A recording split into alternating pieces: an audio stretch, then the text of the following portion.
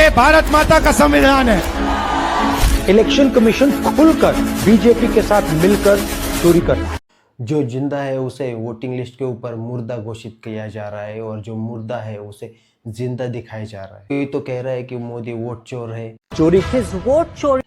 एक न्यूज के ऊपर तो राहुल गांधी ने एविडेंस के साथ बताया गया है कि एक ही जगह पे 80 लोग रह रहे हैं। किसी के तो फोटो ही गायब है, छोटे छोटे फोटो दिखाए गए। दूसरे पे तो ऐसा दिखाया है कि 100 से भी ज्यादा लोग एक ही एड्रेस के ऊपर दिखाए। एक असेंबली में 1 लाख फेक वोटर। संसद में तो मोदी के नाम के तो नारे लग रहे हैं, चोर चोर मोदी चोर, वोट चोर गद्दी चोर। प्रधानमंत्री लोकसभा के अंदर एंट्री करते हैं और नारे लगते हैं वोट चोर गद्दी छोड़। वोट चोर।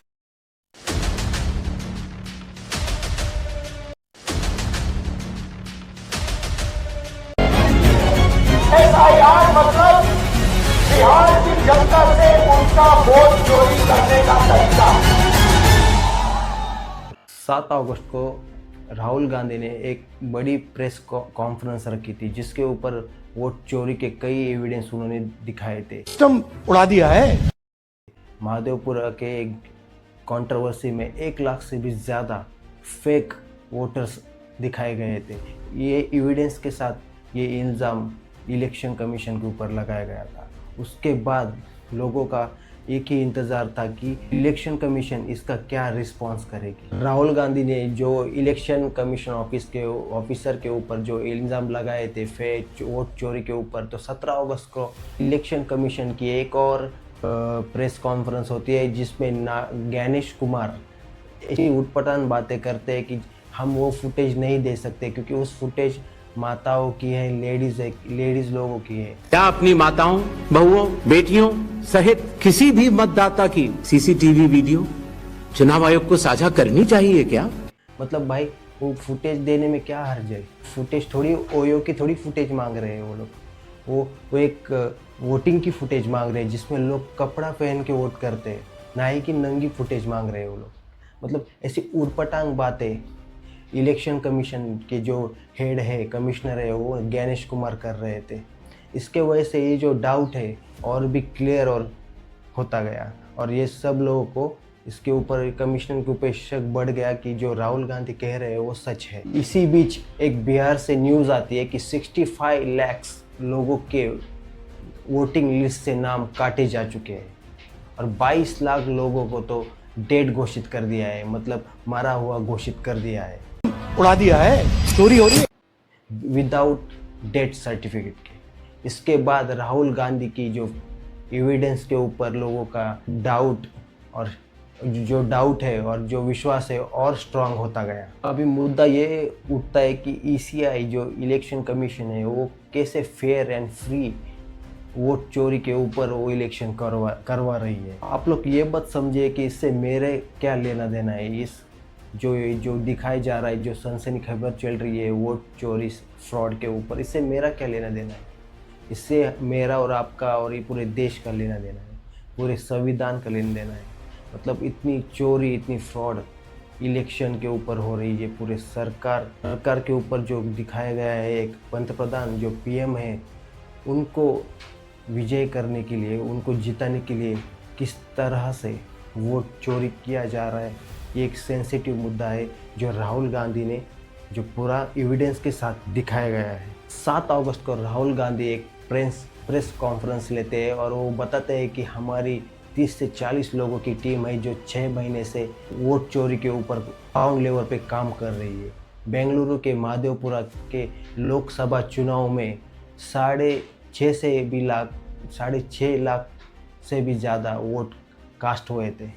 उसमें से 1 लाख से भी ज़्यादा वोट नकली और फर्जी निकले। राहुल गांधी ने ये एविडेंस के साथ एक एक्सप्लेन किया कि 1 लाख जो फर्जी वोट दिखाए गए वो इस कैटेगरी में आते हैं। वो 5 कैटेगरी में अलग अलग तरीके से वो जो 1 लाख वोट दिखाए गए। पहली जो कैटेगरी है वो डुप्लीकेट वोटर्स की है, मतलब एक आदमी मल्टीपल जगह पे जाके वोट करता है। इसके एग्जाम्पल के लिए उन्होंने एक आदित्य श्रीवास्तव नाम का कैंडिडेट दिखाया गया है जो महाराष्ट्र में भी वोट करता है, कर्नाटक में भी वोट करता है, यूपी लखनऊ में भी वोट करता है और बेंगलोर में भी जाके वोट करता है। मतलब एक ही आदमी 4 बार जाके वोट कर रहा है। Voting in multiple polling booths in Karnataka and also voting in Uttar Pradesh, voting in Lucknow, voting in Varanasi. This is the gentleman called Aditya Srivastava. और ऐसे ही डुप्लीकेट्स वोटर की जो संख्या है वो 11,965 वोटर्स फर्जी है, यानी कि वो नकली वोट है। इस फर्जी वोटिंग के दूसरे कैटेगरी में आता है फेक इनवैलिड एड्रेस।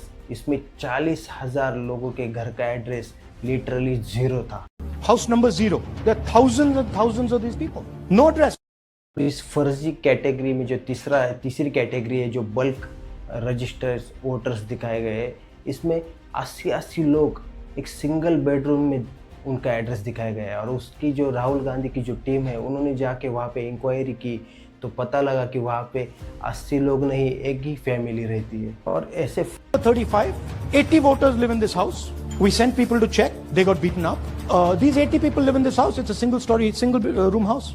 फर्जी लोगों की जो संख्या थी वो 10,452 लोगों का नाम ऐसे फेक एड्रेस के ऊपर दिखाया गया। इन फर्जी वोटिंग की लिस्ट पे जो चौथी कैटेगरी है जो इनवैलिड फोटोज़ की है, मतलब जिसके ऊपर वोटर्स का नाम है लेकिन फ़ोटो गायब है। किसी का तो फ़ोटो छोटा है, किसी का तो फ़ोटो ही गायब है। इनकी जो संख्या है वो 4,152 की है।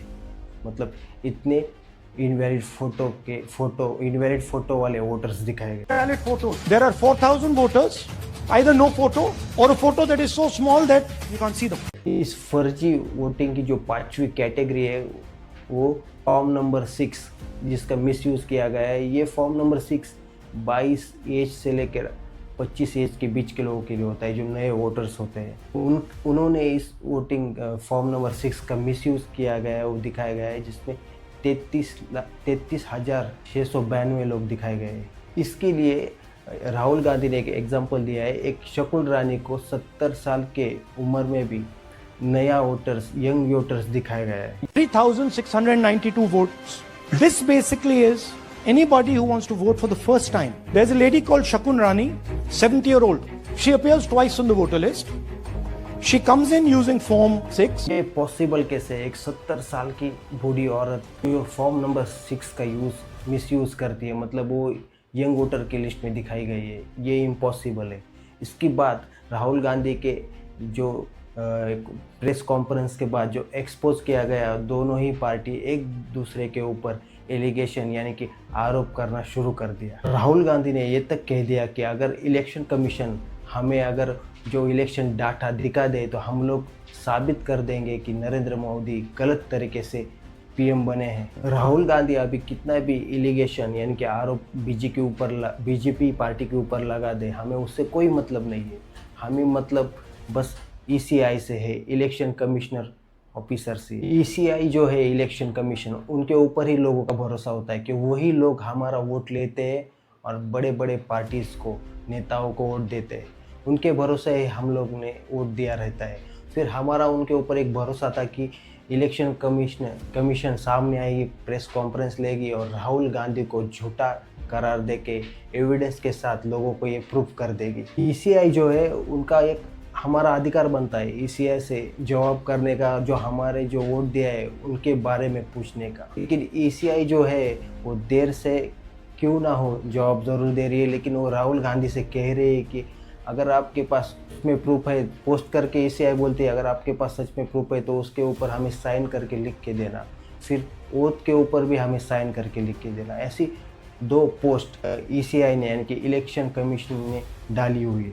हमें और आप सभी को, जो भारत की जनता है जो वोटिंग करती है, उन सभी को यही लगता था कि राहुल गांधी की तरह ECI इलेक्शन कमीशन में भी प्रेस कॉन्फ्रेंस रख के राहुल गांधी को झूठा करार दिया जा सकता था, लेकिन इन्होंने ऐसा नहीं किया। ECI जो कह रही है वो राहुल गांधी शपथ ले, उसके बाद ही हम इन्वेस्टिगेशन करेंगे। राहुल गांधी के वोट चोरी के इस कॉन्फ्रेंस के बाद 10 दिन के बाद इलेक्शन कमीशन एक प्रेस कॉन्फ्रेंस लेती है। उनके जो हेड है गणेश कुमार, वो ऐसी बेवकूफ़ वाली बातें करते हैं। उनको देखने के बाद ऐसी कुछ भी उटपटांग बातें वो देखते हुए नज़र आ रहे हैं। मतलब कुछ भी ऐसे बोल रहे हैं, मतलब उनके और राहुल गांधी के जो प्रेस कॉन्फ्रेंस है उनमें कोई दूर दूर तक कोई उनका संबंध नहीं है। राहुल गांधी ने में जो प्रेस कॉन्फ्रेंस में जो डाटा दिखाया गया है, जो सब कुछ जो दिखाया गया है, फ्रॉड वोटर्स, गलत एड्रेस की जगह पे अलग अलग वोटर्स जाके वोट दे रहे हैं अलग अलग जगह पे, वो सब जो डाटा है वो ECI से ही लेकर उन्होंने ये प्रेस कॉन्फ्रेंस पे दिखाया, ना ही खुद के पास का कोई फ्रॉड डाटा दिखाया है। ये जो बात हो रही है बीजेपी और कांग्रेस की पार्टी के बीच की बात नहीं हो रही है, यानी कि मैं कोई कांग्रेस का सपोर्टर नहीं हूँ या फिर बीजेपी का सपोर्टर हूँ। यहाँ बात चल रही है इलेक्शन कमीशन यानी कि ECI की ओर वोट चोरी के ऊपर। इसलिए वो जो मुद्दे हैं वो बीच में ही सेंटर में लेके ही तुम लोग ये ध्यान में रख के ही देखो। ही मैं दोनों पार्टीज का सपोर्ट हूँ। मैं बात कर रहा हूँ इलेक्शन कमीशन जो फ्रॉड कर रही है हमारे साथ, जो हम वोट करते हैं। उसके बाद जो CCI है, जो गणेश कुमार जो CC है, जो कमिश्नर है, उन्होंने बात एक प्रेस कॉन्फ्रेंस रखी और लोगों की सिंपैथी लेने के लिए यानी कि लोगों का भरोसा जीतने के लिए उन्होंने एक प्रेस कॉन्फ्रेंस रखी और उन्होंने कहा कि जो रीडेबल डाटा है वो हम लोगों को नहीं दिखा सकते, वो प्राइवेसी है। हम लोग माताओं बहनों की वीडियो फुटेज नहीं दे सकते, नहीं दिखा सकते। मतलब यहाँ पे मुद्दा चल रहा है वोट चोरी का।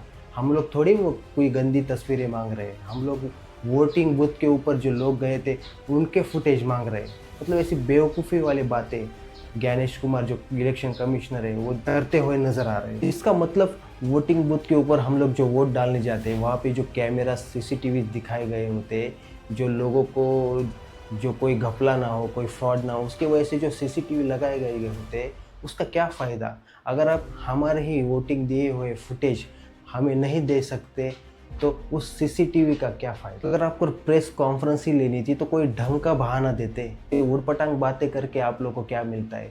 इससे एक ही बात समझ में आती है कि बीजेपी के साथ इलेक्शन कमीशन मिली हुई है। जो भी राहुल गांधी एलिगेशन लगा रहे हैं, जो भी एविडेंस के साथ आरोप दिखाए गए हैं वो पूरे के पूरे सच है। मतलब ये सामने आता है कि वो जो राहुल गांधी वो पप्पू नहीं है, वो एक पढ़ा लिखा एक स्मार्ट इंसान है। जो लोग उन्हें सब पप्पू या बेवकूफ़ पागल नाम से बुलाते हैं, वो ऐसा इंसान नहीं है। वो भी पढ़ा लिखा है, वो कोई ऐसा वैसा इंसान नहीं, वो भी गांधी परिवार का एक हिस्सा है। गवर्नमेंट के पास हमारा पूरा डाटा होता है, जैसे आधार कार्ड से लेके बैंक अकाउंट तक, जो हम लोग दिन भर पूरे साल में जो UPI ID से जो ट्रांजैक्शन करते हैं वो पूरा डाटा वो गवर्नमेंट के पास होता है। अभी गवर्नमेंट का एक नया नियम आया है जो इनकम टैक्स का नियम है। मतलब जो भी हमारा जो डाटा है वो बैंक अकाउंट हो या सोशल मीडिया हो, हमारे फ़ोटोज़ हो या व्हाट्सअप हो, सारा फुटेज एक्सपोज कर सकती है उनके पास। हमारे पूरा जो सीक्रेट डाटा है उनका एक्सेस रख सकती है। सारा डाटा आपके पास हमारा है और उसके बाद अब भी फिर भी election commission Ganesh Kumar privacy की बात कर रहे हैं। अरे हमारे पास बचा ही क्या है, पूरा डिटेल आपके पास होता है, घर से लेके ज़मीन जायदाद सब डॉक्यूमेंट से लेके प्रूफ होता है और आप बोलते हैं प्राइवेसी की बात करते हो। मतलब कोई ढंग का तो कारण देते जो उसके ऊपर लोगों का भरोसा होता है। ECI का 0 एड्रेस के ऊपर ये कहना है कि उन लोगों के लिए होता है जो प्राइवेट वर्कर्स होते हैं या फिर कोई मजदूर होते हैं, उनके ऊपर ये 0 एड्रेस का मुद्दा दिखाया गया है ECI ने। हाँ, गणेश कुमार यहाँ पे कहते हैं कि एक वर्कर जो है जिनके पास रहने के लिए घर नहीं है उनका हाउस नंबर 0 दिखाया गया है। तब सुनने में तो ठीक लगता है, लेकिन कैसे लगता है हाउस नंबर, आपका जो एड्रेस है वो 0 नंबर है एड्रेस का। के पास घर नहीं होता। आप लोग भाग्यवान हैं, कई लोगों के पास घर नहीं होता लेकिन उसका नाम भी मतदाता सूची में होता है और उसका पता क्या दिया जाता है, 0 नंबर। आप कुछ भी ऑर्डर करोगे ऑनलाइन या कुछ भी मंगवाओगे तो क्या आप एड्रेस के ऊपर 0 दोगे? वो ऑनलाइन ऑर्डर तो आपके पास तो हो जाएगी। क्या है ये कुछ ढंग का कारण भी नहीं दे सकते। उसके बाद गणेश कुमार जो ECI के जो हेड है वो डुप्लीकेट वोटर्स के ऊपर बात करते हैं। हाँ, डुप्लीकेट वोटर्स होते हैं, वो भी इसे जस्टिफाई करते हैं कि वो डुप्लीकेट वोटर्स होते हैं, लेकिन उनका काम, आपका काम है उस डुप्लीकेट वोटर्स को चेक करना, वेरीफाई करना और उसके बाद उनको रिजेक्ट करना। गणेश कुमार अगर प्रेस कॉन्फ्रेंस में कहते हैं कि हाँ डुप्लीकेट वोटर्स होते हैं तो आपने उसे डिलीट करने चाहिए थे। 2024 में तो इलेक्शन लगने वाले थे, ये तो सब आपको पता था, तो ऑटोमेटिकली आप बायोमेट्रिक से डिलीट कर सकते थे। जैसे बायोमेट्रिक आधार कार्ड से पैन कार्ड लिंक किया हुआ है, उससे आप तो पूरा जानकारी आपके पास होती है। फिर आप फेस रिकग्नाइजेशन से, फिंगरप्रिंट से तो आप पूरा डाटा चेक कर सकते थे और वो फेक जो वोटर्स है उनको डिलीट कर सकते थे, मतलब फेस स्कैनिंग और थंब स्कैनिंग से। लेकिन आपने ऐसा क्यों नहीं किया? ऐसे बहुत सारे सवाल लोगों के मन में अभी उठ रहे हैं। 2025 चल रहा है और एआई का ज़माना है, और फिर मैन्युअली प्रेस कॉन्फ्रेंस लेके बता के क्या फ़ायदा है। ऐसा लग रहा है कि ये लोग मतलब हमारा और आपका टाइम वेस्ट कर रहे हैं। मतलब ऐसा लग रहा है कि बिट्रायल जैसा फील हो रहा है हम लोग। फिर इलेक्शन कमीशन के जो ज्ञानेश कुमार है वो कहते हैं कि 80 लोग एक ही रूम में रहते हैं, वो मल्टीपल वर्कर्स होते हैं, इसके वजह से वो लोग काम के लिए वहाँ पे जाते हैं और रहने की जो वहाँ पे जो इंतज़ाम नहीं होता, इसके वजह से उन्हें 80 लोगों को एक ही घर में रखा जाता है जो मल्टीपल वोटर्स होते हैं। देखिए अभी ये क्या इनका मतलब जो आंसर है वो क्या है, इसके जो दे रहे हैं वो राहुल गांधी ने जो एक्सपोज किया है वो इनका आंसर क्या आपको कितने परसेंट सही लगता है। इंडिया टुडे ने इसके बाद जो इन्विटेशन किया कि 80 लोग एक रूम में रहते हैं, ऐसे ज्ञानेश कुमार प्रेस कॉन्फ्रेंस में बोल रहे, तो ये पूरा झूठा साबित किया इंडिया टुडेज ने। तो इनका जो बयान है वो काफ़ी वीक लगने लगा। फिर इंडिया टुडे जो न्यूज़ है उन लोगों ने इन्विटेशन किया, तो 10 स्क्वायर फीट के एरिया में 80 लोग कैसे रह सकते हैं, इनके ऊपर भी उन्होंने झूठा साबित किया इलेक्शन कमीशन को। मतलब 10 स्क्वायर फीट के एरिया में 80 लोग वर्कर कैसे रह सकते हैं, ये भी एक सोचने की बात है।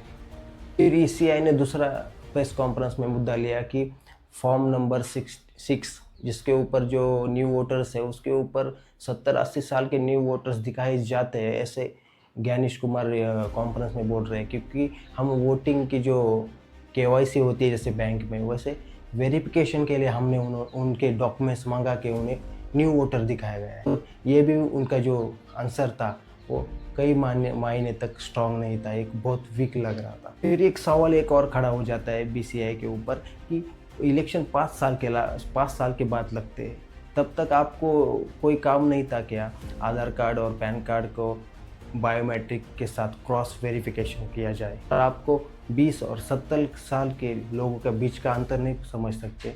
मतलब मीडिया ने उनको इतना ट्रोल किया क्योंकि उनका जो भी आंसर था वो सब एविडेंस के साथ नहीं था, ऐसा ही फेक लोगों को संपत्ति गेन करने के लिए चल रहा था। ईसीआई पे यहाँ पे एक ही बात हो रही है, ईसीआई जो है उसके ऊपर ही बड़े सवाल हो रहे हैं। अगर आपके पास सच्चाई है तो आप वोटर लिस्ट है जो इलेक्शन हुए थे उनको रिलीज़ कर दो, और जो वोटर्स है उनको पब्लिक को दिखा दो।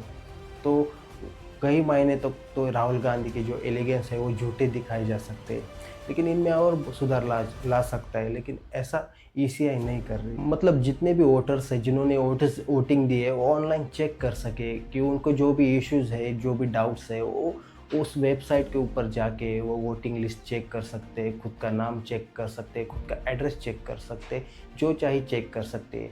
मतलब इसके वजह से लोगों का डाउट भी दूर हो जाएगा, लेकिन ईसीआई जो है इलेक्शन कमीशन है वो ऐसा नहीं कर रही है। इसके ऊपर ईसीआई कहते हैं कि जो रीडेबल डाटा है वो हम शो नहीं कर सकते, और सुप्रीम कोर्ट का भी बहाना किया है कि सुप्रीम कोर्ट के कायदे के अनुसार हम लोग कोई भी प्राइवेसी वोटिंग डाटा लीक नहीं कर सकते, ईसीआई के कमिश्नर ज्ञानेश कुमार कह रहे हैं। उसके बाद एक्सपर्ट भी कह रहे हैं कि जो ईसीआई जो है वो वोटर्स को जो डाटा है वो छुपा रही है, वो एनालाइज ही नहीं करने दोगे तो पता कैसे चलेगा कि कौन सच बोल रहा है कौन झूठ बोल रहा है।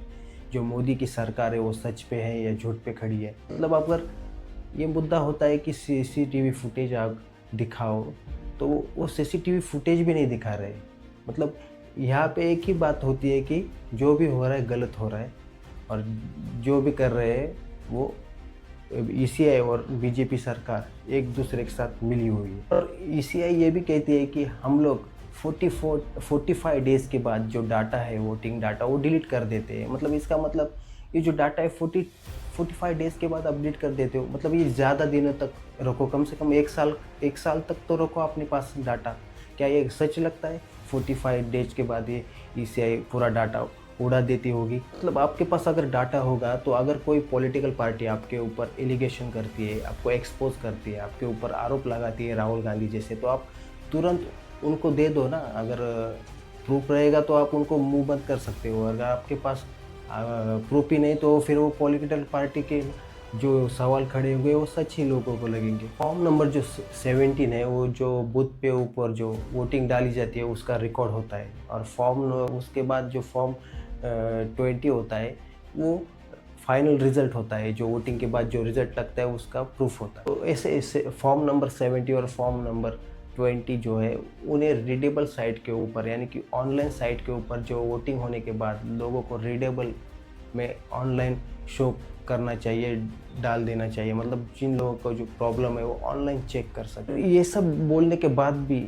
ECI जो इलेक्शन कमीशन है वो चुप बैठी हुई है। इसका मतलब इलेक्शन कमीशन इंडिपेंडेंट नहीं है इस साल। मतलब जो पहले इलेक्शन कमीशन थे वो एक स्ट्रांग थे, लेकिन अभी जो इलेक्शन कमीशन दिखाए गए जो इंडिपेंडेंट नहीं है, ये किसी के दबाव के नीचे या कुछ पैसों के लिए किसी भी पार्टी के बाजू में खड़े होकर उनको सपोर्ट कर रही है। राहुल गांधी ये अगर प्रेस कॉन्फ्रेंस लेके अगर कोई एक्सपोज करते हैं तो उन्हें कहते हैं कि आप शपथ लो और फिर हमारे साथ बात करो। और जो अनुराग ठाकुर है बीजेपी के, वो भी कांग्रेस के ऊपर आरोप लगाते हैं कि आपके भी 6 सीटों में घोटाला हुआ है, स्कैम हुआ है। तो वो भी प्रूफ के साथ दिखाते हैं अनुराग ठाकुर। फिर सवाल ये उठता है कि अनुराग ठाकुर ने वोट 6 जगह पे कांग्रेस ने भी घोटाला किया है, उसके ऊपर क्या ECI ने उनसे वोट मांगा?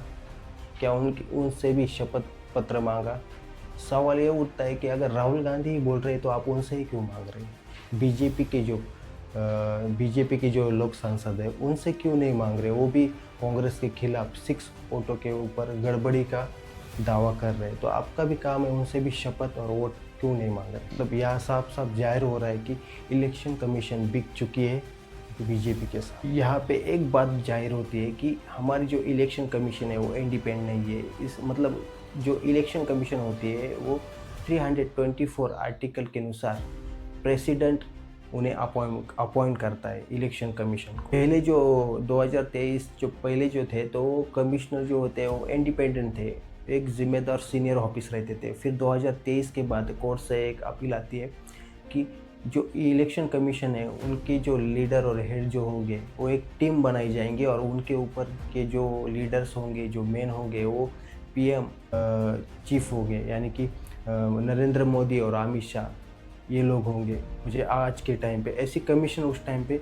2023 के बाद बिठाई गई। फिर उस रूल के हिसाब से उन्हें हटाया गया और वहाँ पे प्राइम मिनिस्टर के हाथ में पूरे ECI के जो अधिकार है वो दिए गए। और मतलब प्राइम मिनिस्टर जो है वो जिसे भी अपॉइंट करेंगे, जिसे भी चीफ ऑफिसर को, उनको अपॉइंटमेंट किया जाएगा उनके ऊपर। इलेक्शन कमीशन के हेड के पद के ऊपर प्राइम मिनिस्टर उन्हें अपॉइंट करेंगे। मतलब एक बात यहाँ पे नज़र आती है कि अपने पसंद के लोगों को ECI के पद पर बिठाया जाएगा। मतलब इलेक्शन कमीशन ऑफिस के जो हेड है वो अपनी पसंद के लोग रहेंगे, ऐसा कोर्ट ने उनको अधिकार दिया है। मतलब अभी ये कोर्ट भी किनका है? जिनकी सरकार है उनका। मतलब वो अपने ही मन के लोगों को वहाँ पे बिठाएंगे और जैसे चाहे रिमोट कंट्रोल के जैसा उनको नचाएंगे। इसके ऊपर कांग्रेस के भी MPs कह रहे हैं कि अगर ऐसे इंडिपेंडेंस ECI कमीशन नहीं होगी तब तक ऐसे इशू होते रहेंगे और ऐसे सवाल उठते रहेंगे। अभी पूरा सवाल यहाँ पे यही उठता है कि जो ECI है, जो इलेक्शन कमीशन है, वो चुप क्यों है? अभी भी इतने सवाल, इतने आरोप राहुल गांधी ने एविडेंस के साथ किए, फिर भी वो ऐसा प्रेस कॉन्फ्रेंस लेते हैं और ऐसा करारा जवाब क्यों नहीं देते जो उनसे टक्कर में टक्कर मिला सकते हैं। मतलब ऐसी बेवकूफ़ी वाले आंसर देके कोई मतलब नहीं। इसके ऊपर से एक ही पता चल रहा है कि हमारी जो ECI इलेक्शन कमीशन है वो बिक चुकी है। जो संविधान जो है वो इन लोगों ने डिस्ट्रॉय कर दिया है। मतलब जो पहले इंडिपेंडेंट था वो नहीं है। आपके साथ भी ऐसा हुआ है? आपके वोटिंग लिस्ट से नाम कट गया है? अगर ऐसा होगा तो कमेंट में आप ज़रूर बताएं आपकी इस वीडियो देखने के बाद क्या राय है। ये भी कमेंट में बताइए कि राहुल गांधी जो बोल रहे हैं वो झूठ है, जो इलेक्शन कमीशन है वो बिक चुकी है क्या, जो बीजेपी सरकार है वो एक फ्रॉड वोटिंग दिखाकर सत्ता में आई है। कमेंट करके ज़रूर बताना। मिलते हैं अगले वीडियो में, तब तक बहुत बहुत धन्यवाद।